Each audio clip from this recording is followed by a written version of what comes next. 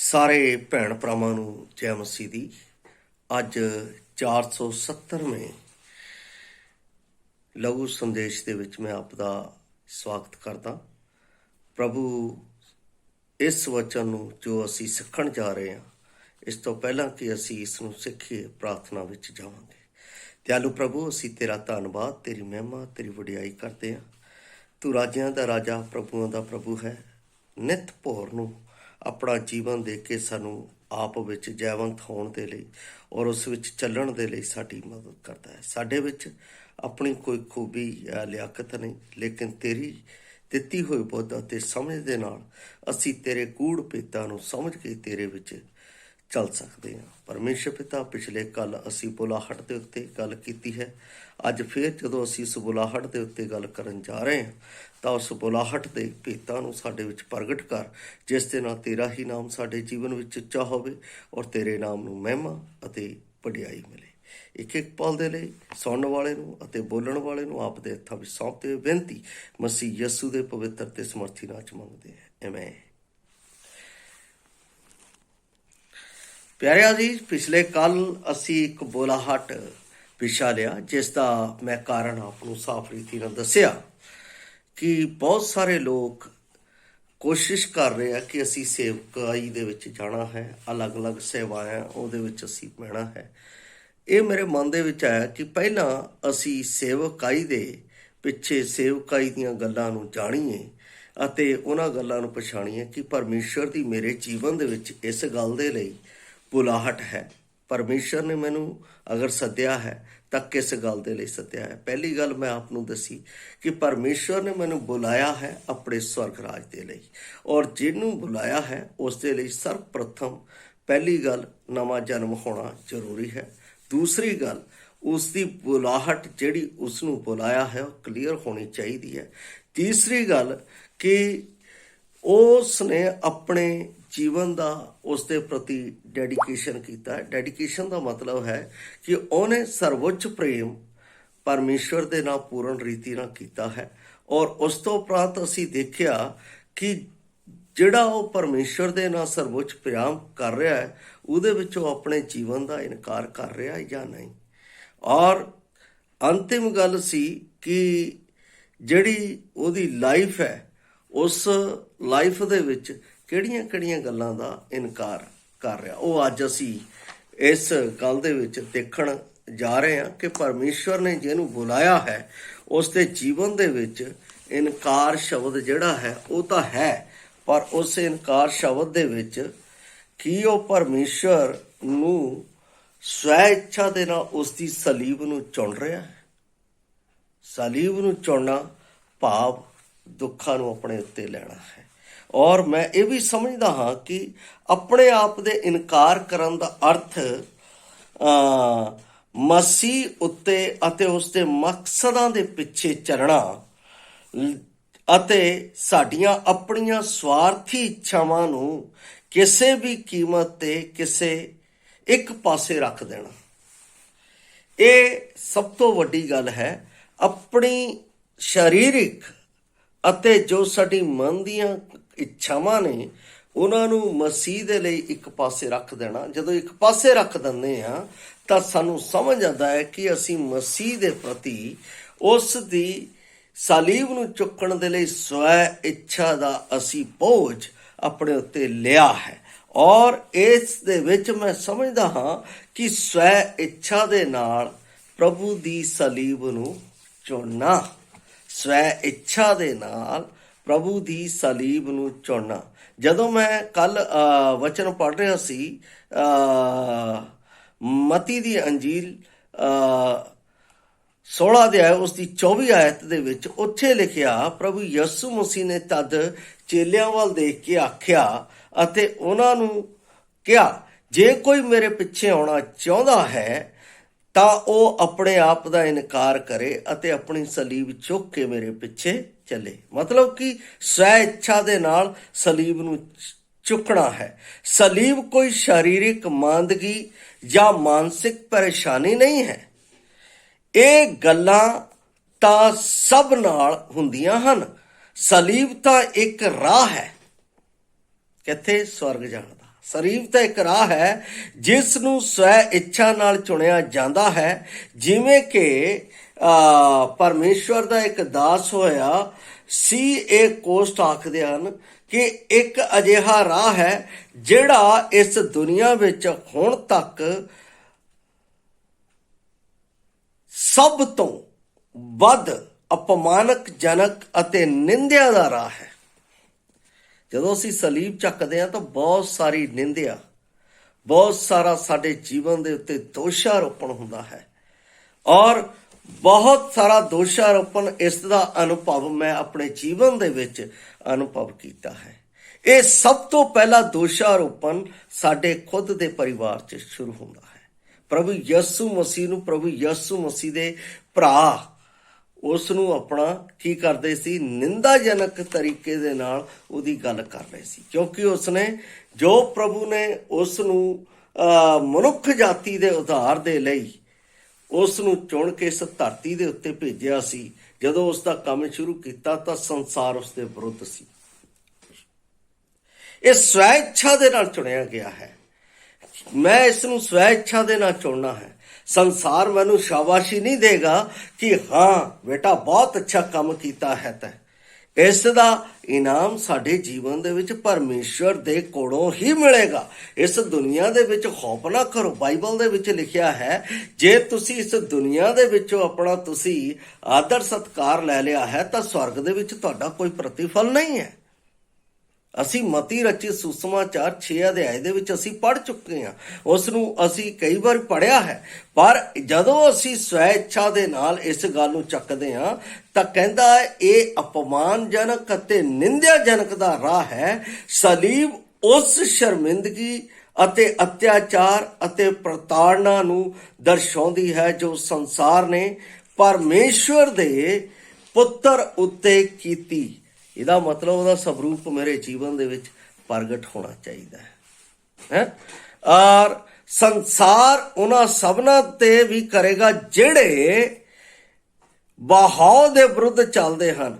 ਕੋਈ ਵੀ ਵਿਅਕਤੀ, ਕੋਈ ਵੀ ਵਿਸ਼ਵਾਸੀ ਇਸ ਸੰਸਾਰ ਅਤੇ ਇਸ ਦੇ ਤੌਰ ਤਰੀਕਿਆਂ ਨੂੰ ਅਪਣਾ ਕੇ ਸਲੀਬ ਤੋਂ ਬਚ ਸਕਦਾ ਹੈ। ਮੈਨੂੰ ਯਾਦ ਹੈ ਜਦੋਂ ਮੈਂ ਪ੍ਰਭੂ ਦੇ ਵਿੱਚ ਚੱਲਣਾ ਸ਼ੁਰੂ ਕੀਤਾ ਸੀ, ਜਦੋਂ ਮੈਂ ਪ੍ਰਭੂ ਦੇ ਵਿੱਚ ਜਾਣਾ ਸ਼ੁਰੂ ਕੀਤਾ ਸੀ ਤਾਂ ਮੇਰੇ ਰਿਸ਼ਤੇਦਾਰਾਂ ਨੇ, ਮੇਰੇ ਸਕੇ ਸੰਬੰਧੀਆਂ ਨੇ, ਮੇਰੇ ਪਿਤਾ ਜੀ ਨੇ ਇੰਨਾ ਵਿਰੋਧ ਕੀਤਾ, ਸਹਿਣ ਤੋਂ ਬਾਹਰ ਹੈ। ਮੈਂ ਆਪ ਨੂੰ ਪਹਿਲਾਂ ਦੱਸਿਆ ਕਿ ਮੈਨੂੰ ਅੱਧੀ ਰਾਤ ਨੂੰ ਬਾਹਰ ਕੱਢ ਦਿੱਤਾ, ਪਰ ਮੈਂ ਨਿਰਣੇ ਕਰ ਲਿਆ ਸੀ, ਮੈਂ ਇਸ ਗੱਲ ਨੂੰ ਆਪਣੇ ਜੀਵਨ ਦੇ ਵਿੱਚ ਪੱਕਾ ਇਰਾਦਾ ਬਣਾ ਲਿਆ ਸੀ ਕਿ ਨਹੀਂ, ਮੈਂ ਸਲੀਬ ਦੇ ਨਾਲ ਚੱਲਣਾ ਹੈ। एक बहुत अच्छा गीत भी है, पास ना छोड़ूंगा प्यारी सलीब जब तक दुनिया में होगा काया। मैं कदे भी सलीब नूं नहीं छड़ सकता, कारण इस सलीब दे राही मैं परमेश्वर दे नेड़े आया। इस सलीब दे राही मैनू सदा दा जीवन मिलिया। इस सलीब दे राही जो मैं परमेश्वर पुत्र ਦਾ ਹੱਕ ਬਾਬੇ ਆਦਮ ਤੋਂ ਖੋ ਚੁੱਕਾ ਸੀ, ਉਹ ਮੈਨੂੰ ਉਸਦੇ ਨਾਲ ਮਿਲਿਆ। ਇਸ ਸਲੀਬ ਦੇ ਰਾਹੀਂ ਮੈਨੂੰ ਸਵਰਗ ਦੇ ਵਿੱਚ ਜਾਣ ਦਾ ਹੱਕ ਮਿਲਿਆ। ਇਸ ਸਲੀਬ ਦੇ ਰਾਹੀਂ ਮੈਨੂੰ ਪਰਮੇਸ਼ਰ ਪੁੱਤਰ ਦੇ ਸੱਜੇ ਹੱਥ ਬੈਠਣ ਦਾ ਅਧਿਕਾਰ ਮਿਲਿਆ। ਮੈਂ ਇਸ ਨੂੰ ਕਿਵੇਂ ਛੱਡ ਸਕਦਾ? ਮੈਂ ਨਹੀਂ ਛੱਡ ਸਕਦਾ। ਇਹ ਮੇਰੇ ਲਈ ਉਹ ਸਲੀਬ ਹੈ ਜਿਹੜੀ ਮੈਨੂੰ ਪਰਮੇਸ਼ਰ ਦੇ ਕੋਲ ਲੈ ਕੇ ਜਾ ਰਹੀ ਹੈ। ਔਰ ਇਸ ਦੇ ਲਈ ਭਾਵੇਂ ਕਿੰਨੇ ਵੀ ਦੁੱਖ, ਕਿੰਨੇ ਵੀ ਕਸ਼ਟ ਆ ਜਾਣ, ਮੈਂ ਨਹੀਂ ਛੱਡ ਸਕਦਾ।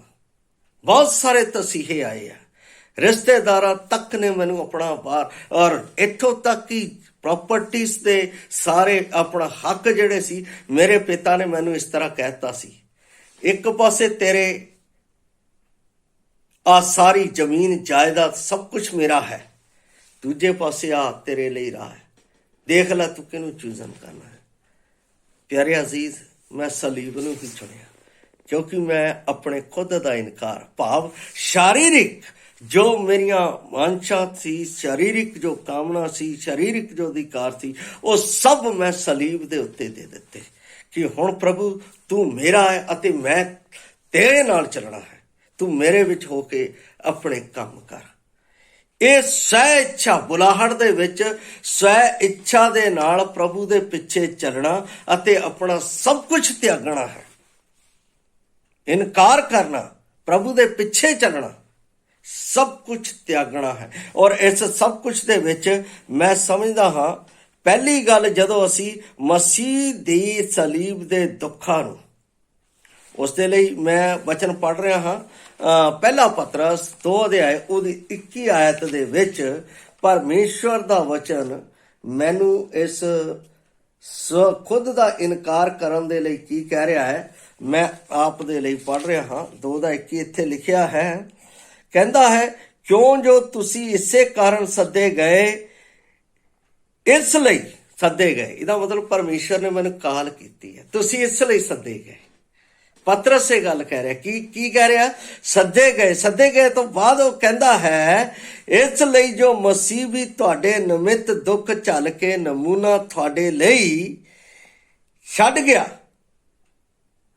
ਭਾਈ ਤੁਸੀਂ ਉਸ ਦੀ ਪੈੜ ਉੱਤੇ ਤੁਰੋ। ਜਿਸ ਤਰ੍ਹਾਂ ਮਸੀਹ ਮੇਰੇ ਪ੍ਰਭੂ ਨੂੰ ਇਸ ਦੁਨੀਆ ਦੇ ਵਿੱਚ ਕਿੰਨੀ ਨਿੰਦਾ, ਕਿੰਨਾ ਕੁਛ ਇਸ ਦੁਨੀਆ ਦੇ ਵਿੱਚ ਮੇਰੇ ਲਈ ਸਹਿਣਾ ਪਿਆ, ਪਰ ਜਦੋਂ ਪ੍ਰਭੂ ਨੇ ਮੈਨੂੰ ਆਪਣੇ ਲਈ ਚੁਣਿਆ ਅਤੇ ਸੱਦਿਆ ਤਾਂ ਮੈਂ ਉਸ ਦੇ ਲਈ ਸਭ ਕੁਝ ਛੱਡ ਕੇ ਪਿੱਛੇ ਜਾਣ ਨੂੰ ਤਿਆਰ ਹੈ।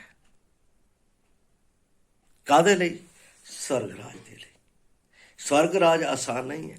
ਜੇ ਕੋਈ ਕਹਿੰਦਾ ਹੈ ਕਿ ਮਸੀਹ ਜੀਵਨ ਇੱਕ ਬਹੁਤ ਆਨੰਦ ਦਾ ਜੀਵਨ, ਹਾਂ ਆਨੰਦ ਦਾ ਜੀਵਨ ਹੈ, ਇਹਦੇ 'ਚ ਕੋਈ ਸ਼ੱਕ ਨਹੀਂ, ਪਰ ਇਸ ਸੰਸਾਰ ਦੇ ਵਿੱਚ ਸੰਕਟ, ਕਲੇਸ਼ ਅਤੇ ਵਿਪਤਾ ਨਾਲ ਭਰਿਆ ਹੋਇਆ, ਨਿੰਦਾ ਅਤੇ ਕਲੇਸ਼ ਦੇ ਨਾਲ ਭਰਿਆ ਹੋਇਆ ਇਸ ਸੰਸਾਰ ਦਾ ਜੀਵਨ। ਪਰ ਪ੍ਰਭੂ ਯਿਸੂ ਮਸੀਹ ਨੇ ਇੱਕ ਗੱਲ ਕਹੀ ਹੈ, ਜਦੋਂ ਅਸੀਂ ਇਹ ਜੀਵਨ ਜੀ ਰਹੇ ਹਾਂ ਇਸ ਸੰਸਾਰ ਦੇ ਵਿੱਚ, ਤਾਂ ਉਹਦਾ ਵਚਨ ਯੋਹੰਨਾ ਦੀ ਅੰਜੀਲ ਉਸ ਦੀ 16 ਅਧਿਆਏ ਉਸ ਦੀ 33 ਆਇਤ ਮੈਂ ਆਪ ਨੂੰ ਪੜ੍ਹ ਰਿਹਾ, ਜਿਸ ਦੇ ਲਈ ਪ੍ਰਭੂ ਨੇ ਆਪਣੇ ਚੇਲਿਆਂ ਨੂੰ ਆਸ਼ਵਾਸਨ ਦਿੱਤਾ ਸੀ ਇਸ ਸੰਸਾਰ ਦੇ ਵਿੱਚ ਜੀਣ ਦਾ। ਉੱਥੇ ਲਿਖਿਆ ਹੈ, ਕਹਿੰਦਾ ਹੈ, ਮੈਂ ਇਹ ਗੱਲਾਂ ਤੁਹਾਨੂੰ ਇਸ ਲਈ ਆਖੀਆਂ ਹਨ ਜੋ ਤੁਹਾਨੂੰ ਮੇਰੇ ਵਿੱਚ ਸ਼ਾਂਤੀ ਹੋਵੇ। ਜਗਤ ਵਿੱਚ ਤੁਹਾਨੂੰ ਕਸ਼ਟ ਹੈ, ਪਰ ਹੌਸਲਾ ਰੱਖੋ। ਜੇ ਮੈਂ ਮਸੀਹ ਦੀ ਸਲੀਬ ਨੂੰ ਚੱਕਿਆ ਹੈ, ਮੈਨੂੰ ਇਸ ਸੰਸਾਰ ਦੇ ਵਿੱਚ ਹਰ ਗੱਲ ਦਾ ਕਸ਼ਟ ਹੈ, ਨਿੰਦਾ ਦਾ, ਦੁੱਖ ਦਾ, ਸੋਗ ਦਾ, ਕਲੇਸ਼ ਦਾ ਕਸ਼ਟ ਹੈ, ਤਾਂ ਪ੍ਰਭੂ ਮੈਨੂੰ ਕਹਿ ਰਿਹਾ ਹੈ, ਮੈਨੂੰ ਜਿਹਨੇ ਸਲੀਬ ਚੱਕੀ ਹੈ ਉਹਨੂੰ ਕਹਿ ਰਿਹਾ, ਹੌਸਲਾ ਰੱਖੋ, ਮੈਂ ਜਗਤ ਨੂੰ ਜਿੱਤ ਲਿਆ ਹੈ। ਦੇਖੋ ਕਿੰਨੀ ਵੱਡੀ ਗੱਲ ਪ੍ਰਭੂ ਨੇ ਮੇਰੇ ਲਈ ਇਹ ਆਖੀ ਹੈ। ਪਰ ਇਹਦੇ ਵਿੱਚ ਦੂਸਰੀ ਗੱਲ, ਜਦੋਂ ਮੈਂ 4:13 ਇਸੇ ਪਤਰਸ ਦਾ ਪੜ੍ਹਦਾ ਹਾਂ, ਤਾਂ ਉਹਦੇ ਵਿੱਚ ਵੀ ਪ੍ਰਭੂ ਮੇਰੇ ਨਾਲ ਕੀ ਗੱਲ ਕਰ ਰਿਹਾ ਹੈ, ਮੈਂ ਉਹ ਵੀ ਆਪ ਨੂੰ ਪੜ੍ਹ ਕੇ ਦੱਸ ਰਿਹਾ। ਸਗੋਂ ਜਿੰਨੇ ਕੁ ਤੁਸੀਂ ਮਸੀਹ ਦੇ ਦੁੱਖਾਂ ਵਿੱਚ ਸਾਂਝੀ ਹੋ, ਉਨੇ ਕੁ ਆਨੰਦ ਕਰੋ ਭਾਈ, ਉਹਦੇ ਤੇਜ ਦੇ ਪ੍ਰਕਾਸ਼ ਹੋਣ ਵੇਲੇ ਤੁਸੀਂ ਡਾਢੇ ਆਨੰਦ ਦੇ ਨਾਲ ਨਿਹਾਲ ਹੋਵੋਗੇ। ਇਹ ਮੇਰੀ ਗੱਲ ਜਦੋਂ ਮੈਂ ਇਨਕਾਰ ਕਰਦਾ ਹਾਂ ਤਾਂ ਮੈਨੂੰ ਮਿਲਦਾ ਹੈ। ਔਰ ਇੱਕ ਮੇਰੇ ਰਿਸ਼ਤੇਦਾਰ ਨੇ ਮੈਨੂੰ ਇਹ ਕਹਿ ਦਿੱਤਾ ਸੀਗਾ, ਬਹੁਤ ਵੱਡੀ ਗੱਲ, ਇਹ ਨਿੰਦਿਆ, ਤੂੰ ਤਾਂ ਆਪਣੇ ਪੇ ਦੇ ਲਹੂ ਦਾ ਅਤੇ ਆਪਣੀ ਮਾਂ ਦੇ ਦੁੱਧ ਦਾ ਬਹੁਤ ਵੱਡਾ ਅਪਮਾਨ ਕੀਤਾ ਹੈ। ਮੈਂ ਪ੍ਰਭੂ ਨੂੰ ਉਸ ਵੇਲੇ ਦੇਖਦੇ ਹੋਏ ਉਹਦੇ ਨਾਲ ਜੱਫੀ ਪਾਈ ਹੈ। ਇਹ ਤਿਆਗ ਆਸਾਨ ਨਹੀਂ ਹੈ ਮੇਰੇ ਪਿਆਰੇ ਭਾਈ, ਮੇਰੀ ਭੈਣ। ਇਹ ਤਿਆਗ ਸਭ ਕੁਝ ਛੱਡਣਾ ਪੈਂਦਾ ਹੈ, ਪਰ ਉਸ ਸਲੀਬ ਦੇ ਲਈ, ਜਿਸ ਸਲੀਬ ਨੇ ਮੈਨੂੰ ਜੀਵਨ ਦਿੱਤਾ ਹੈ।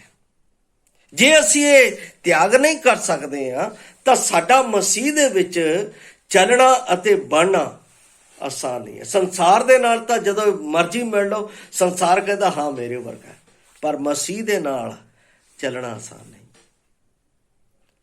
ਕਿਸੇ ਵੀ ਜਗ੍ਹਾ ਦੇ ਉੱਤੇ ਚਲੇ ਜਾਓ, ਕਿਸੇ ਵੀ ਪ੍ਰਿਸ਼ਠ ਭੂਮੀ ਦੇ ਵਿੱਚ ਮਸੀਹ ਕੋਲ ਆ ਜਾਓ, ਤੁਹਾਡਾ ਸਵਾਗਤ ਨਹੀਂ ਹੋਵੇਗਾ।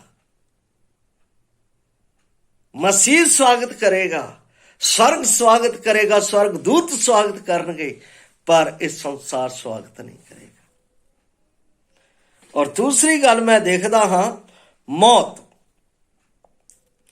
ਰਸੂਲਾਂ ਦੇ ਕਰਤੱਵ 10:39 ਦੇ ਵਿੱਚ ਜਦੋਂ ਅਸੀਂ ਕੁਰਨੇਲੀਅਸ ਦੇ ਬਾਰੇ ਗੱਲ ਕਰ ਰਹੇ ਹਾਂ ਤਾਂ 10:39 ਦੇ ਵਿੱਚ ਜਦੋਂ ਰਸੂਲਾਂ ਦੇ ਕਰਤਾਲ ਮੈਂ ਪੜ੍ਹਦਾ ਹਾਂ ਤਾਂ ਮੌਤ ਦੀ ਗੱਲ ਸਾਡੇ ਸਾਹਮਣੇ ਆਉਂਦੀ ਹੈ। ਉਹ ਵੀ ਮੈਂ ਆਪ ਦੇ ਲਈ ਪੜ੍ਹ ਰਿਹਾ। 10:39 ਇੱਥੇ ਲਿਖਿਆ ਹੈ, ਕਹਿੰਦਾ ਅਸਾਂ ਉਹਨਾਂ ਸਭਨਾਂ ਕੰਮਾਂ ਦੇ ਗਵਾਹ ਹਾਂ ਜਿਹੜੇ ਉਹਨੇ ਯਹੂਦੀਆਂ ਦੇ ਦੇਸ਼ ਅਤੇ ਯਰੂਸ਼ਲਮ ਵਿੱਚ ਕੀਤੇ ਅਤੇ ਉਹਨਾਂ ਨੇ ਉਹਨੂੰ ਰੁੱਖ ਤੇ ਲਮਕਾ ਕੇ ਮਾਰ ਸੁੱਟਿਆ। ਪਤਰਸ ਪ੍ਰਚਾਰ ਕਰ ਰਿਹਾ ਹੈ। ਮੇਰੇ ਨਾਲ ਵੀ ਸ਼ਾਇਦ, ਮੈਂ ਨਹੀਂ ਕਹਿ ਸਕਦਾ, ਸ਼ਾਇਦ, ਪਤਾ ਨਹੀਂ ਕਿੱਥੇ, ਮੈਂ ਜਦੋਂ ਸੀਰੀਆ ਦੇ ਵਿੱਚ ਜਦੋਂ IS ਨੇ ਜਦੋਂ ਮਸੀਹੀ ਲੋਕਾਂ ਦੇ ਉੱਤੇ ਅਤਿਆਚਾਰ ਕਰਨਾ ਸ਼ੁਰੂ ਕੀਤਾ, ਮੈਂ ਦੇਖਿਆ ਕਿੱਦਾਂ ਲੋਕਾਂ ਨੇ ਪ੍ਰਭੂ ਨੂੰ ਜੱਫਾ ਪਾ ਕੇ ਰੱਖਿਆ, ਕਿੱਦਾਂ ਚਰਚ ਦੇ ਵਿੱਚ ਬੈਠੇ, ਭਾਵੇਂ ਉਹਨਾਂ ਨੂੰ ਗੋਲੀਆਂ ਨਾਲ ਭੁੰਨ ਦਿੱਤਾ ਗਿਆ, ਭਾਵੇਂ ਉਹਨਾਂ ਦੀਆਂ ਅੱਖਾਂ ਕੱਢ ਲਈਆਂ ਗਈਆਂ, ਭਾਵੇਂ ਉਹਨਾਂ ਦੇ ਅੰਗਾਂ ਨੂੰ ਕੱਟ ਦਿੱਤਾ ਗਿਆ, ਪਰ ਉਹਨਾਂ ਨੇ ਸਲੀਬ ਨੂੰ ਨਹੀਂ ਛੱਡਿਆ, ਕਿਉਂਕਿ ਉਹਨਾਂ ਨੂੰ ਪਤਾ ਸੀ ਕਿ ਇਸ ਤਰ੍ਹਾਂ ਅਸੀਂ ਪ੍ਰਭੂ ਦੇ ਲਈ ਇਸ ਦੁਨੀਆ ਦੇ ਵਿੱਚ ਗਵਾਹ। ਪੌਲਸ ਕਹਿੰਦਾ ਮੈਂ ਗਵਾਹ, ਪਤਰਸ ਕਹਿੰਦਾ ਮੈਂ ਗਵਾਹ ਉਸ ਚੀਜ਼ ਦਾ। ਅਸੀਂ ਗਵਾਹ, ਕਿਉਂਕਿ ਉਹਨਾਂ ਨੇ ਮਸੀਹ ਨੂੰ ਦੇਖਿਆ ਕਿਸ ਤਰ੍ਹਾਂ ਪ੍ਰਭੂ ਨੂੰ ਗੱਲਾਂ ਕਹੀਆਂ ਗਈਆਂ, ਕਿਸ ਤਰ੍ਹਾਂ ਪ੍ਰਭੂ ਨੂੰ ਨਿੰਦਿਆ ਕੀਤੀ ਗਈ, ਕਿਸ ਤਰ੍ਹਾਂ ਜਦੋਂ ਅੰਤਿਮ ਵੇਲਾ ਸੀ ਤਾਂ ਸਾਰੇ ਉਹਦੇ ਆਪਣੇ ਉਸ ਜਗ੍ਹਾ ਦੇ ਉੱਤੇ ਨਿਆਧੀਸ਼ ਕੋਲ, ਕੈਸਰ ਕੋਲ ਜਾ ਕੇ ਇਹਨੂੰ ਸਲੀਬ ਦਿਓ, ਇਹਨੂੰ ਸਲੀਬ ਦਿਓ। ਇਹ ਸਲੀਬ ਦਾ ਸਫ਼ਰ ਆਸਾਨ ਨਹੀਂ। ਜਿਹਨੇ ਇਸ ਸਲੀਬ ਨੂੰ ਫੜ ਲਿਆ ਉਹਦੇ ਲਈ ਉਹ ਆਨੰਦ ਦਾ ਸਫ਼ਰ। ਭਾਵੇਂ ਉਹਨੂੰ ਮਾਰੋ, ਭਾਵੇਂ ਕੁੱਟੋ, ਭਾਵੇਂ ਕੁਛ ਕਰੋ, ਉਹਨਾਂ ਲਈ ਕੋਈ ਕਿਸੇ ਪ੍ਰਕਾਰ ਦਾ ਦੁੱਖ ਨਹੀਂ। ਮੈਂ ਜਦੋਂ ਕਾਲਜ 'ਚ ਪੜ੍ਹਦਾ ਸਾਂ ਤਾਂ ਮੇਰੇ ਨਾਲ ਇੱਕ ਭਾਈ ਸਾਡੇ ਨਾਲ ਪੜ੍ਹਦਾ ਸੀ। ਉਹਨੂੰ ਜਦੋਂ ਇਹ ਦਿੱਤਾ ਗਿਆ ਡਿਨਾਏ, ਕਿਸ ਗੱਲ ਦਾ ਇਨਕਾਰ ਕਰਨਾ, ਸੰਸਾਰ ਦਾ, ਆਪਣੀਆਂ ਇੱਛਾਵਾਂ ਦਾ, ਆਪਣੀਆਂ ਸਭ ਕੁਝ, ਚਾਹੇ ਮੌਤ ਵੀ ਆ ਜਾਏ ਉਹਦਾ ਵੀ ਇਨਕਾਰ ਕਰਨਾ ਹੈ, ਪਰ ਮਸੀਹ ਦੇ ਨਾਲ ਲਿਪਟੇ ਰਹਿਣਾ। ਉਹ ਭਾਈ ਆਪਣੇ ਪਿੰਡ ਦੇ ਵਿੱਚ ਰਾਜਸਥਾਨ ਦਾ ਸੀ, ਉਹ ਪ੍ਰਚਾਰ ਕਰਨ ਦੇ ਲਈ ਚਲਾ ਗਿਆ। ਉਹਨੂੰ ਰੋਕਿਆ ਗਿਆ ਵੀ ਤੂੰ ਪ੍ਰਚਾਰ ਨਹੀਂ ਕਰਨਾ ਹੈ। ਸੰਮਤ ਸਿੰਘ ਉਹਦਾ ਨਾਮ ਸੀ। ਉਹਨੂੰ ਬਾਰ-ਬਾਰ ਲੋਕਾਂ ਨੇ ਕਿਹਾ ਵੀ ਤੂੰ ਇੱਥੇ ਪ੍ਰਚਾਰ ਨਹੀਂ ਕਰਨਾ, ਪਰ ਉਹ ਨਹੀਂ, ਉਹਨੇ ਸਲੀਬ ਨੂੰ ਚੁੱਕਿਆ ਹੋਇਆ ਸੀ। 1 ਮਹੀਨੇ ਤੱਕ ਸਾਨੂੰ ਉਹਦਾ ਕੋਈ ਕੰਟੈਕਟ ਨਹੀਂ ਮਿਲਿਆ। ਅਸੀਂ ਬੜੀ ਖੋਜ ਕੀਤੀ। ਜਦੋਂ ਜਿਸ ਜਗ੍ਹਾ ਦੇ ਉੱਤੇ ਉਹ ਰਹਿੰਦਾ ਸੀ ਅਸੀਂ ਗਏ, ਉਸ ਦਾ ਝੋਲਾ ਤੇ ਚੱਪਲਾਂ ਸਾਨੂੰ ਮਿਲੀਆਂ। ਪਰ ਮੈਂ ਕਹਿੰਦਾ ਹਾਂ ਕਿ ਉਹ ਭਾਈ ਇੱਥੇ ਸਾਨੂੰ ਨਹੀਂ ਮਿਲਿਆ, ਪਰ ਸਾਨੂੰ ਇਨ ਹੈਵਨ, ਸਵਰਗ ਦੇ ਵਿੱਚ ਅਸੀਂ ਉਸ ਆਨੰਦ ਦੇ ਨਾਲ ਮਿਲਾਂਗੇ, ਕਿਉਂਕਿ ਉਸਨੇ ਉਸ ਸਲੀਬ ਨੂੰ ਚੁੱਕਿਆ ਹੋਇਆ ਸੀ। ਇਹ ਸੇਵਕਾਈ ਅਤੇ ਮਸੀਹ ਦੇ ਸੱਦੇ ਜਾਣ ਦੇ ਵਿੱਚ ਵਫਾਦਾਰ ਹੋਣਾ ਹੈ। ਐ ਨਹੀਂ ਕਿ ਦੁੱਖ ਆ ਗਿਆ ਤਾਂ ਅਸੀਂ ਨੱਠ ਜਾਣਾ ਹੈ। ਜਿੱਥੇ ਨੱਠਣਾ ਉੱਥੇ ਨੱਠਣਾ ਵੀ ਪੈਂਦਾ ਹੈ, ਪਰ ਜਿੱਥੇ ਪ੍ਰਭੂ ਦੀ ਗਵਾਹੀ ਹੈ ਉੱਥੇ ਖੜੇ ਵੀ ਰਹਿਣਾ ਪੈਂਦਾ ਹੈ। ਮੇਰੇ ਪਿਆਰੇ ਅਜ਼ੀਜ਼, ਇਹ ਮੌਤ ਤਾਈ ਵਫਾਦਾਰ ਰਹਿਣਾ ਹੈ। ਤਦ ਸਾਨੂੰ ਉਹ ਮੁਕਟ, ਜਿਸ ਦੀ ਗੱਲ ਪ੍ਰਕਾਸ਼ ਦੀ ਪੋਥੀ ਦੇ ਵਿੱਚ ਕੀਤੀ ਗਈ ਹੈ, ਸਾਨੂੰ ਮਿਲਣਾ ਹੈ। ਜਿਨ੍ਹਾਂ ਨੇ ਪ੍ਰਭੂ ਦੀ ਬੁਲਾਹਟ ਨੂੰ ਪਾਇਆ, ਉਸ ਸਾਰੇ ਦੁੱਖ ਨੂੰ ਝੱਲਣ ਦੇ ਲਈ ਤਿਆਰ ਹੈ। ਫਿਰ ਹੈ ਸ਼ਰਮਿੰਦਗੀ, ਇਨਕਾਰ ਦੇ ਨਾਲ ਸ਼ਰਮਿੰਦਗੀ।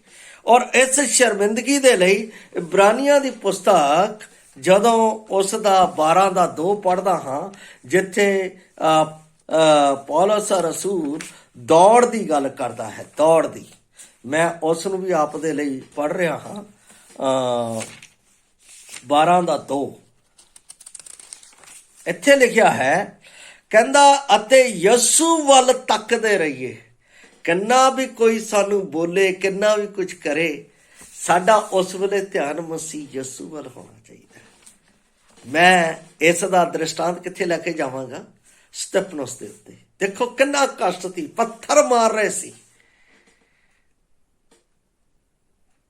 ਹੋ ਸਕਦਾ ਹੈ ਕੀ ਉਹਨੂੰ ਮਾਰ ਰਿਹਾ, ਮੈਂ ਕਲਪਨਾ ਕਰਦਾ, ਪਰ ਉਸਨੇ ਆਪਣਾ ਧਿਆਨ ਮਸੀਹ ਯਸੂ ਵੱਲ ਲਾਇਆ ਅਤੇ ਉਸਨੇ ਸਵਰਗ ਨੂੰ ਖੁੱਲ੍ਹਾ ਹੋਇਆ। ਦੇਖੋ, ਜਿਹੜੇ ਸਲੀਬ ਨੂੰ ਚੁੱਕਦੇ ਆ ਉਹ ਪ੍ਰਭੂ ਯਸੂ ਮਸੀਹ ਨੂੰ ਜ਼ਰੂਰ ਵੇਖਣਗੇ, ਜ਼ਰੂਰ, ਡਨ ਹੈ, ਕਿਉਂਕਿ ਉਹ ਦੁੱਖਾਂ ਤੇ ਕਲੇਸ਼ਾਂ ਦੇ ਵਿੱਚੋਂ। ਇਸ ਕਰਕੇ ਉਹ ਕਹਿੰਦਾ ਯਸੂ ਵੱਲ ਤੱਕਦੇ ਰਹੀਏ, ਜਿਹੜਾ ਨੇਚਾ ਦਾ ਕਰਤਾ ਅਤੇ ਸੰਪੂਰਨ ਕਰਨ ਵਾਲਾ ਹੈ, ਜਿਹਨੇ ਉਸ ਆਨੰਦ ਦੇ ਨਿਮਿਤ ਜੋ ਉਹਦੇ ਅੱਗੇ ਧਰਿਆ ਹੋਇਆ ਸੀ, ਲਾਜ ਨੂੰ ਤੁੱਛ ਜਾਣ ਕੇ। ਇਹ ਸ਼ਰਮਿੰਦਗੀ ਮੇਰੇ ਲਈ ਕੁਛ ਨਹੀਂ ਹੈ। ਮੈਨੂੰ ਚਾਹੇ ਕਿੱਦਾਂ ਦੇ ਵੀ ਸ਼ਬਦ ਬੋਲਦੇ ਰਹਿਣ, ਪਰ ਮੇਰੇ ਪ੍ਰਭੂ ਨੂੰ ਸਭ ਸ਼ਬਦ ਚੱਲੇ, ਮੈਨੂੰ ਕੁਛ ਨਹੀਂ, ਪਰ ਉਹਦੇ ਵੱਲ ਤੱਕਣਾ ਹੈ। ਜਦੋਂ ਤੱਕ ਅਸੀਂ ਤੱਕਦੇ ਨਹੀਂ ਹੈ, ਸਾਰੀ ਲਾਜ ਨੂੰ ਤੁੱਛ ਜਾਣ ਕੇ ਸਲੀਬ ਦਾ ਦੁੱਖ ਝੱਲਿਆ ਅਤੇ ਪਰਮੇਸ਼ਰ ਦੇ ਸਿੰਘਾਸਨ ਸੱਜੇ ਪਾਸੇ ਬਿਰਾਜਮਾਨ ਹੋਇਆ। ਇਹ ਤਦੇ ਮੇਰੇ ਜੀਵਨ ਦੇ ਵਿੱਚ ਹੋ ਸਕਦਾ ਹੈ, ਤਦੇ ਮੈਂ ਉਸ ਨੂੰ ਪ੍ਰਾਪਤ ਕਰ ਸਕਦਾ ਹਾਂ, ਨਹੀਂ ਤਾਂ ਮੈਂ ਇਸ ਚੀਜ਼ ਨੂੰ ਪ੍ਰਾਪਤ ਨਹੀਂ। ਇਹ ਕਿਹਨਾਂ ਦੇ ਜੀਵਨ ਦੇ ਵਿੱਚ ਹੋ ਸਕਦਾ ਹੈ? ਜਿਨ੍ਹਾਂ ਨੇ ਆਪਣੇ ਜੀਵਨ ਦੇ ਵਿੱਚ ਕਿਹਾ ਹੈ, ਪ੍ਰਭੂ ਤੂੰ ਮੇਰੇ ਲਈ ਮਾਰਿਆ ਗਿਆ, ਗੱਡਿਆ ਗਿਆ ਅਤੇ ਤੀਸਰੇ ਦਿਨ ਜੀ ਉੱਠਿਆ, ਹੁਣ ਤੂੰ ਮੇਰਾ ਪ੍ਰਭੂ ਹੈ। ਜਿਹੜੇ ਇਹ ਗੱਲ ਕਹਿੰਦੇ ਆ, ਉਹਨਾਂ ਦੇ ਜੀਵਨ ਦੇ ਵਿੱਚ ਇਹ ਸਭ ਗੱਲਾਂ ਨੂੰ ਬਰਦਾਸ਼ਤ ਕਰ ਸਕਦੇ, ਚੱਲ ਸਕਦੇ ਆ। ਉਹਨਾਂ ਨੂੰ ਇਸ ਗੱਲ ਦੇ ਉੱਤੇ ਕੋਈ ਵੀ ਲਾਜ ਅਤੇ ਸ਼ਰਮਿੰਦਗੀ ਨਹੀਂ ਹੋਵੇ, ਕਿਉਂਕਿ ਉਹਨਾਂ ਦਾ ਧਿਆਨ ਕਿਹਦੇ ਵੱਲ ਹੋਵੇਗਾ? ਯਿਸੂ ਮਸੀਹ। ਕਿਉਂਕਿ ਉਹਨਾਂ ਨੇ ਸੰਸਾਰ ਦਾ ਇਨਕਾਰ ਕਰ ਦਿੱਤਾ ਹੈ। ਮੈਂ ਸੰਸਾਰ ਦੇ ਲਈ ਮਰ ਗਿਆ, ਹੁਣ ਮੈਂ ਮਸੀਹ ਦੇ ਲਈ ਜੀ ਪਿਆ ਹਾਂ। ਹੁਣ ਸੰਸਾਰ ਭਾਵੇਂ ਮੈਨੂੰ ਕੁਝ ਵੀ ਕਹੇ, ਹੁਣ ਮੈਂ ਕਿਹਨੂੰ ਦੇਖ ਰਿਹਾ? ਮਸੀਹ ਯਿਸੂ। ਜੇ ਮੇਰੇ ਵਿੱਚ ਬੋਲਾਹਟ ਹੈ, ਜੇ ਮੈਨੂੰ ਪਰਮੇਸ਼ਵਰ ਨੇ ਸੱਦਿਆ ਹੈ, ਜੇ ਉਸ ਦੀ ਕਾਲ ਮੇਰੇ ਜੀਵਨ ਦੇ ਵਿੱਚ ਕਲੀਅਰ ਹੈ, ਕਲੀਅਰ ਦਾ ਮਤਲਬ ਸਾਫ਼ ਹੈ, ਤਾਂ ਮੇਰੇ ਜੀਵਨ ਦੇ ਵਿੱਚ ਇਹ ਗੱਲ ਹੋਏਗੀ। ਔਰ ਉਸ ਤੋਂ ਬਾਅਦ ਦੂਸਰੀ ਗੱਲ ਨਿੰਦਿਆ, ਤੀਸਰੀ ਗੱਲ ਹੈ ਨਿੰਦਿਆ। ਨਿੰਦਿਆ ਨੂੰ ਆਪਣੇ ਉੱਤੇ ਲੈਣਾ। ਮਤੀ ਦੀ ਅੰਜੀਲ 27-39 ਆਇਤ ਦੇ ਵਿੱਚ ਪ੍ਰਭੂ ਨੇ ਕਿਸ ਤਰ੍ਹਾਂ ਨਿੰਦਿਆ ਲਈ ਹੈ, ਉਸ ਦਾ ਨਮੂਨਾ ਵੀ ਸਾਡੇ ਵਿੱਚ ਪ੍ਰਗਟ ਹੁੰਦਾ ਹੈ। ਮਤੀ ਦੀ ਅੰਜੀਲ ਜਦੋਂ ਉਸ ਦਾ ਮੈਂ 27 ਅਧਿਆਏ ਨੂੰ ਉਸ ਦੀ 39 ਆਇਤ ਨੂੰ ਪੜ੍ਹਦਾ, 27 ਦੀ 39,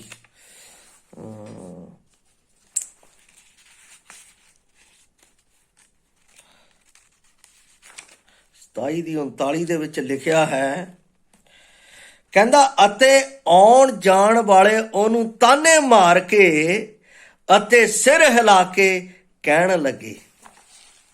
ਇਹਦਾ ਮਤਲਬ ਨਿੰਦਿਆ, ਕਹਿਣ ਲੱਗੇ ਕਿ ਹੇ ਹੈਕਲ ਦੇ ਢਾਉਣ ਵਾਲੇ ਅਤੇ 3 ਦਿਨਾਂ ਵਿੱਚ ਬਣਾਉਣ ਵਾਲੇ, ਤਲੇ ਉਤਰਾ। ਨਿੰਦਿਆ। ਕਈ ਬੰਦੇ ਸਾਨੂੰ ਆਖਣਗੇ, ਕਈ ਬੰਦੇ ਸਾਨੂੰ ਕਹਿਣਗੇ, ਤੁਸੀਂ ਜਿਸ ਯਿਸੂ ਦੇ ਪਿੱਛੇ ਚੱਲੇ ਹੋ ਉਹਨੂੰ ਦੇਖਿਆ? ਮੈਂ ਕਹਿੰਦਾ ਹਾਂ, ਮੈਂ ਬਾਈਬਲ ਦੇ ਵਿੱਚ ਆਪਣੇ ਪ੍ਰਭੂ ਦਾ ਪੂਰਾ ਸਵਰੂਪ ਦੇਖਿਆ ਹੈ। ਮੈਂ ਉਹਨੂੰ ਦੇਖ ਕੇ ਚੱਲ ਰਿਹਾ ਹਾਂ, ਮੈਂ ਸੰਸਾਰ ਨੂੰ ਦੇਖ ਕੇ ਨਹੀਂ ਚੱਲ ਰਿਹਾ। ਸੰਸਾਰ ਮੇਰੇ ਲਈ ਮਿੱਥਿਆ ਹੈ, ਸੰਸਾਰ ਮੇਰੇ ਲਈ ਕੂੜਾ ਹੈ। ਮੇਰਾ ਪ੍ਰਭੂ ਮੇਰੇ ਲਈ ਅਨਮੋਲ ਮੋਤੀ, ਅਨਮੋਲ ਹੀਰਾ ਹੈ, ਜਿਸ ਦੀ ਕੀਮਤ ਇਹ ਸੰਸਾਰ ਨਹੀਂ ਲਗਾ ਸਕਦਾ। ਇਸ ਲਈ ਮੇਰੇ ਪਿਆਰੇ ਅਜ਼ੀਜ਼, ਇਹ ਤੀਸਰੀ ਗੱਲ ਸੀ ਨਿੰਦਿਆ। ਚੌਥੀ ਗੱਲ, ਰੱਦ ਕੀਤੇ ਜਾਣ। ਉਹ ਰੱਦਿਆ ਗਿਆ, ਮੈਨੂੰ ਵੀ ਰੱਦਿਆ ਗਿਆ, ਮੇਰੇ ਘਰ ਦੇ ਵਿੱਚੋਂ ਮੈਨੂੰ ਕੱਢਿਆ ਗਿਆ ਕਿ ਹੁਣ ਤੂੰ ਮੇਰਾ ਪੁੱਤ ਨਹੀਂ ਹੈ। ਰੱਦਿਆ ਜਾਣਾ ਹੈ ਸਾਡੇ ਜੀਵਨ ਵਿੱਚ। ਜਦ ਤੱਕ ਇਹ ਗੱਲਾਂ ਮੇਰੇ ਜੀਵਨ 'ਚ ਨਹੀਂ ਆਉਂਦੀਆਂ, ਮੈਂ ਮਸੀਹ ਦੇ ਜੀਵਨ ਨੂੰ ਕਿਵੇਂ ਪ੍ਰਗਟ ਕਰ ਸਕਦਾ? ਇਹ ਸਭ ਤਸੀਹੇ ਮੈਨੂੰ ਝੱਲਣੇ ਪੈਣੇ ਆ। ਇਹ ਹੈ ਤਸੀਹੇ, ਇਹ ਹੈ ਉਹ ਦੁੱਖ। ਰੱਦਿਆ ਜਾਣਾ। ਰੱਦਿਆ ਜਾਣ ਦਾ ਮਤਲਬ, ਮੈਂ ਪਹਿਲਾ ਪਤਰਸ 2 ਅਧਿਆਏ ਉਸ ਦੀ 4 ਆਇਤ ਨੂੰ ਆਪ ਦੇ ਲਈ ਪੜ੍ਹ ਰਿਹਾ। ਪਹਿਲਾ ਪਤਰਸ 2 ਅਧਿਆਏ ਉਸ ਦੀ 4 ਆਇਤ ਨੂੰ, ਜਿੱਥੇ 4 ਦੇ ਵਿੱਚ, ਹਾਂ, ਜਿਹਦੇ ਕੋਲ ਤੁਸੀਂ ਆਏ ਜਾਣੋ ਇੱਕ ਜਿਉਂਦੇ ਪੱਥਰ ਦੇ ਕੋਲ, ਜਿਹੜਾ ਮਨੁੱਖਾਂ ਕੋਲੋਂ ਤਾਂ ਰੱਦਿਆ ਗਿਆ। ਜਦੋਂ ਯਿਸੂ ਮਸੀਹ ਕੋਲ ਆ ਜਾਂਦੇ ਆ ਤਾਂ ਸੰਸਾਰ ਮੈਨੂੰ ਰੱਦ ਦਿੰਦਾ ਹੈ। ਤੁਸੀਂ ਜਿਨ੍ਹਾਂ ਨਾਲ ਜ਼ਿਆਦਾ ਪਿਆਰ ਕਰਦੇ ਹੋ, ਜਦੋਂ ਤੁਸੀਂ ਮਸੀਹ ਕੋਲ ਆ ਜਾਓਗੇ, ਜਿਹੜੇ ਤੁਹਾਡੇ ਲਈ ਜਾਨ ਵਾਰਨ ਨੂੰ ਤਿਆਰ ਆ, ਉਹ ਤੁਹਾਨੂੰ ਛੱਡ ਦੇਣਗੇ, ਤੁਹਾਨੂੰ ਤਿਆਗ ਦੇਣਗੇ, ਰੱਦ ਦੇਣਗੇ। ਤੂੰ ਸਾਡਾ ਕੁਝ ਨਹੀਂ ਲੱਗਦਾ, ਨੱਠ ਜਾ। ਇਹ ਗੱਲਾਂ ਜਿਨ੍ਹਾਂ ਪ੍ਰਭੂ ਦੇ ਸੇਵਕਾਂ ਨੇ, ਜਿਨ੍ਹਾਂ ਪ੍ਰਭੂ ਦੇ ਚੁਣੇ ਹੋਏ ਵਿਸ਼ਵਾਸੀਆਂ ਨੇ ਸਹੀਆਂ, ਸੱਚਮੁੱਚ ਉਹਨਾਂ ਦੇ ਜੀਵਨ ਦੇ ਵਿੱਚ ਪ੍ਰਭੂ ਦੀ ਬੁਲਾਹਟ ਸੱਚੀ ਬੁਲਾਹਟ ਹੈ। ਉਹ ਪਤਾ ਲੱਗਦੀ ਹੈ, ਸਮਾਜ ਦੇ ਵਿੱਚ ਪਤਾ ਲੱਗਦਾ ਹੈ ਕਿ ਸੱਚਮੁੱਚ ਇਹ ਸੱਚੇ ਮਸੀਹੀ ਹੈ। ਜਦੋਂ ਤੁਸੀਂ ਵਚਨ ਦੇ ਅਨੁਸਾਰ ਚੱਲਣਾ ਸ਼ੁਰੂ ਕਰ ਦੋਗੇ, ਵਚਨ ਦੇ ਅਨੁਸਾਰ ਉਸ ਸਰੂਪ ਵਿੱਚ ਢਲਣਾ ਸ਼ੁਰੂ ਹੋ ਜਾਓਗੇ, ਤਾਂ ਇਸ ਸੰਸਾਰ ਦੇ ਲੋਕ ਤੁਹਾਨੂੰ ਰੱਦ ਦੇਣਗੇ, ਤੁਹਾਨੂੰ ਕਹਿ ਦੇਣਗੇ ਕਿ ਤੂੰ ਸਾਡੇ ਨਾਲ ਨਹੀਂ। ਬਹੁਤ ਸਾਰੀਆਂ ਗੱਲਾਂ ਮੈਂ ਪ੍ਰੈਕਟੀਕਲ ਦੇ ਵਿੱਚ ਦੱਸ ਸਕਦਾ, ਪਰ ਸਮਾਂ ਨਹੀਂ ਹੈ ਇੱਥੇ। ਪਰ ਜੋ ਇੱਥੇ ਵਿਸ਼ਾ ਹੈ, ਕਿਹੜੀ ਗੱਲ ਦੇ ਜਦੋਂ ਅਸੀਂ ਪ੍ਰਭੂ ਦੀ ਸਲੀਬ ਚੱਕਦੇ ਹਾਂ, ਉਹਦੇ ਪਿੱਛੇ ਚੱਲਣਾ ਸ਼ੁਰੂ ਕਰਦੇ ਹਾਂ, ਤਦ ਇਹ ਗੱਲਾਂ ਦਾ ਸਾਹਮਣਾ ਸਾਨੂੰ ਇਸ ਸੰਸਾਰ ਦੇ ਵਿੱਚ ਕਰਨਾ ਪੈਂਦਾ ਹੈ। ਸੱਚੀ ਬੁਲਾਹਟ ਦੇ ਪ੍ਰਤੀ ਤੁਸੀਂ ਯਾਦ ਕਰੋ ਕਿ ਤੁਹਾਡਾ ਸੱਦਿਆ ਜਾਣਾ ਪਰਮੇਸ਼ਰ ਦੇ ਵੱਲੋਂ ਸੱਚਾ ਹੈ ਜਾਂ ਨਹੀਂ। ਇਹਨਾਂ ਗੱਲਾਂ ਦੇ ਨਾਲ ਤੁਹਾਨੂੰ ਪਤਾ ਲੱਗੇ। ਔਰ ਉਸ ਤੋਂ ਅੱਗੇ ਮੈਂ ਦੇਖਦਾ, ਰੱਦਿਆ ਕੀਤੇ ਜਾਣ ਤੋਂ ਬਾਅਦ ਹੈ ਅਤੇ ਆਤਮ ਇਨਕਾਰ। ਆਤਮ ਇਨਕਾਰ ਜਿਹੜਾ ਹੈ, ਉਹਨੂੰ ਅਸੀਂ ਮਤੀ ਰਚੀ ਸੁਸਮਾਚਾਰ ਉਸ ਦਾ 16 ਦਾ 24 ਦੇ ਵਿੱਚ ਹੀ ਜਿਵੇਂ ਅਸੀਂ ਪੜ੍ਹ ਰਹੇ ਹਾਂ, ਇੱਥੇ ਸਾਫ਼ ਰੀਤੀ ਨਾਲ ਕਹਿੰਦਾ ਹੈ, ਜੇ ਕੋਈ ਮੇਰੇ ਪਿੱਛੇ ਆਉਣਾ ਚਾਹੁੰਦਾ ਹੈ ਤਾਂ ਆਪਣੇ ਆਪ ਦਾ ਇਨਕਾਰ ਕਰੇ। ਆਤਮ ਇਨਕਾਰ, ਅੰਦਰੋਂ ਇਨਕਾਰ ਕਰਨਾ ਹੈ। ਮੈਂ ਆਪਣੀ ਅੰਤਰ ਆਤਮਾ ਤੋਂ ਇਸ ਸੰਸਾਰ ਦਾ ਇਨਕਾਰ, ਆਤਮ ਇਨਕਾਰ। ਇਹਦੇ ਨਾਲ ਕੀ ਹੈ, ਲੋਕ ਮੇਰੇ ਵਿਰੁੱਧ ਹੋ ਜਾਣਗੇ, ਮੇਰੇ ਆਪਣੇ ਮੇਰੇ ਵਿਰੁੱਧ ਹੋ ਜਾਣਗੇ। ਸੰਸਾਰ ਦਾ ਇੱਕ ਇੱਕ ਬੱਚਾ ਤੱਕ ਵੀ ਮੇਰੇ ਵਿਰੋਧ ਵਿੱਚ ਹੋ ਜਾਏਗਾ। ਜਦੋਂ ਮੈਂ ਪ੍ਰਭੂ ਦੇ ਵਿੱਚ ਆਇਆ ਸੀ ਤਾਂ ਜਿਹੜੇ ਮੇਰੇ ਆਪਣੇ ਲੋਕ ਸੀ, ਜਦੋਂ ਮੈਂ ਉਹਨਾਂ ਨੂੰ ਮਿਲਣ ਜਾਂਦਾ ਸੀ ਤਾਂ ਜਿਹੜੇ ਸਾਡੇ ਆਪਣੇ ਸੀ, ਉਹ ਬੱਚੇ ਵੀ ਚੁੱਕ ਕੇ ਲੈ ਜਾਂਦੇ ਸੀ, ਇਹਦਾ ਪਰਛਾਵਾਂ ਨਾ ਪਵੇ। ਇਹ ਗੱਲਾਂ ਆਤਮ ਇਨਕਾਰ ਦੇ ਨਾਲ ਮੇਰੇ ਜੀਵਨ ਦੇ ਵਿੱਚ ਆਉਂਦੀਆਂ। ਇਹ ਦੁੱਖ ਝੱਲਣੇ ਪੈਣੇ ਆ, ਸਭ ਚੀਜ਼ਾਂ ਆਪਣੇ ਵਿੱਚ ਸਹਿਣੀਆਂ ਪੈਣੀਆਂ। ਔਰ ਇਸ ਚੀਜ਼ ਦਾ ਮੈਂ ਸਾਹਮਣਾ ਕੀਤਾ ਹੈ। ਤਦ ਮੇਰੀ ਬੁਲਾਹਟ ਕਲੀਅਰ ਹੋਈ ਹੈ ਕਿ ਹਾਂ, ਤੈਨੂੰ ਪਰਮੇਸ਼ਰ ਨੇ ਚੁਣਿਆ। ਕਿਹਨਾਂ ਨੇ ਕਿਹਾ? ਸੰਸਾਰ ਨੇ ਨਹੀਂ, ਮੇਰੀ ਆਪਣੀ ਕਲੀਸਿਆ ਦੇ ਲੋਕਾਂ ਨੇ, ਮੇਰੇ ਆਪਣੇ ਉਹਨਾਂ ਭੈਣ ਭਰਾਵਾਂ ਨੇ ਜਿਨ੍ਹਾਂ ਨੇ ਮੇਰੇ ਜੀਵਨ ਦੇ ਵਿੱਚ ਗੱਲਾਂ ਵੇਖੀਆਂ। ਕੁੱਟਾਂ ਖਾਧੀਆਂ, ਮਾਰਾਂ ਖਾਧੀਆਂ ਆਪਣੇ ਲੋਕਾਂ ਤੋਂ, ਪਰ ਨਹੀਂ, ਪ੍ਰਭੂ ਦੀ ਸਲੀਬ ਦੇ ਨਾਲ ਲਿਪਟ ਗਏ ਸੀ। ਜਿਸ ਤਰ੍ਹਾਂ ਰਾਜਾ ਹਿਜ਼ਕਿਯਾ ਪਰਮੇਸ਼ਰ ਦੀ ਸ਼ਰਾਂ ਦੇ ਨਾਲ ਲਿਪਟਿਆ ਰਿਹਾ, ਜਿਵੇਂ ਪੌਲਸ ਕਹਿੰਦਾ, ਹੁਣ ਸਾਨੂੰ ਕੌਣ ਅੱਡ ਕਰ ਸਕਦਾ ਹੈ ਮਸੀਹ ਦੇ ਸਲੀਬ ਤੋਂ, ਮਸੀਹ ਦੇ ਪਿਆਰ ਤੋਂ? ਕੋਈ ਵੀ ਨਹੀਂ, ਪਰ ਮਸੀਹ ਮੇਰੇ ਨਾਲ ਹੈ। ਇਹਦਾ ਮਤਲਬ ਆਤਮ ਇਨਕਾਰ। ਔਰ ਉਸ ਤੋਂ ਅੱਗੇ ਮੈਂ ਦੇਖਦਾ ਹਾਂ ਕਿ ਇਹ ਇੱਕ ਪ੍ਰਤੀਕ ਸੀ, ਇਹ ਇੱਕ ਚਿੰਨ੍ਹ ਸੀ ਜਿਹੜੇ ਪਰਮੇਸ਼ਵਰ ਨੇ ਦਿੱਤੇ ਸੀ ਇਨਕਾਰ ਕਰਨ ਦੇ। ਔਰ ਇਹ ਇਨਕਾਰ ਜਿਹੜਾ ਸੀ, ਮੈਨੂੰ ਉਹਦੇ ਤੌਰ ਤਰੀਕਿਆਂ ਦੇ ਬਾਰੇ ਦੱਸ ਰਿਹਾ ਸੀ ਕਿ ਮੈਂ ਮਸੀਹ ਦੇ ਨਾਲ ਹਾਂ ਜਾਂ ਨਹੀਂ। ਉਹ ਮੇਰੀ ਬੁਲਾਹਟ ਨੂੰ ਪ੍ਰਗਟ ਕਰਦਾ ਹੈ। ਕੱਲ ਆਪ ਦੇ ਨਾਲ ਮੈਂ ਫਿਰ ਇੱਕ ਇਸ ਬੁਲਾਹਟ ਦੇ ਅਗਲੇ ਚਰਨ ਦੇ ਵਿੱਚ ਮਿਲਾਂਗਾ, ਮਸੀਹ ਦੇ ਪਿੱਛੇ ਚੱਲਦਿਆਂ ਬਿਤਾਇਆ ਜਾਣ ਵਾਲਾ ਜੀਵਨ। ਇਸ ਬੁਲਾਹਟ ਦੇ ਵਿੱਚ ਜਿਹਦੇ ਨਾਲ ਲੋਕ ਕਹਿਣਗੇ ਆ ਮਸੀਹੀ ਹੈ। ਪਿਆਰੋ, ਬੁਲਾਹਟ ਇਹਨੂੰ ਸਮਝਣਾ ਜ਼ਰੂਰੀ ਹੈ ਇੱਕ ਵਿਸ਼ਵਾਸੀ ਦੇ ਲਈ। ਅੱਜ ਅਸੀਂ ਦੇਖਿਆ ਹੈ, ਆਪਣੇ ਆਪ ਦਾ ਸਵੈ ਦਾ ਇਨਕਾਰ ਕਰਨ ਦੇ ਨਾਲ ਇਹ ਸੰਸਾਰ ਸਾਨੂੰ ਕਦੇ ਵੀ ਐਕਸੈਪਟ ਨਹੀਂ ਕਰੇਗਾ। ਸਾਡੇ ਉੱਤੇ ਨਿੰਦਿਆ ਅਤੇ ਕਲੇਸ਼ ਅਤੇ ਕਸ਼ਟ ਸਾਨੂੰ ਦੇਵੇਗਾ। ਜੇ ਇਸ ਤਰ੍ਹਾਂ ਹੈ ਤਾਂ ਸੱਚਮੁੱਚ ਮੈਂ ਸਮਝਾਂਗਾ ਤੁਸੀਂ ਮਸੀਹ ਦੇ ਨਾਲ, ਉਹਦੇ ਚੁਣੇ ਹੋਏ, ਉਹਦੇ ਸੱਦੇ ਹੋਏ ਲੋਕ ਹੋ, ਔਰ ਤੁਹਾਡੀ ਬੁਲਾਹਟ ਕਲੀਅਰ ਹੈ। ਪ੍ਰਭੂ ਆਪ ਨੂੰ ਇਸ ਵਚਨ ਦੇ ਨਾਲ ਆਸ਼ੀਸ਼ ਦੇਵੇ। ਜੈ ਮਸੀਹ ਦੀ। ਮਾਰਾਨਾਥ।